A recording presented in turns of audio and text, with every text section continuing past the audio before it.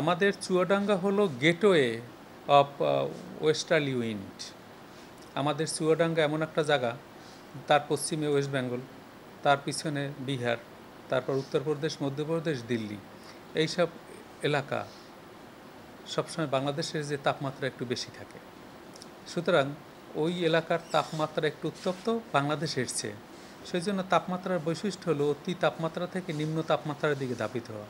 সুতরাং উত্তর পশ্চিম দিক থেকে যে বাতাস বাংলাদেশে প্রবেশ করে, বিশেষ করে রাজশাহী, রংপুর, চুয়াডাঙ্গা, সাতক্ষীরা, যশোর, এইসব অঞ্চল দিয়ে বাংলাদেশে প্রবেশ করে। তো বাংলাদেশের অভ্যন্তরীণ তাপমাত্রা এমনিতেই বেশি আছে, সুতরাং পশ্চিম দিকের লু হাওয়া যখন বাংলাদেশের চুয়াডাঙ্গায় প্রবেশ করে, তখন অভ্যন্তরীণ তাপমাত্রা এবং এই লু হাওয়ার সংমিশ্রণে চুয়াডাঙ্গার তাপমাত্রা এবং তার পার্শ্ববর্তী সাতক্ষীরা, কুষ্টিয়া, নওগাঁ, পাবনা, রাজশাহী এইসব অঞ্চলের তাপমাত্রার একটু ঊর্ধ্বগতি থাকে সবসময়।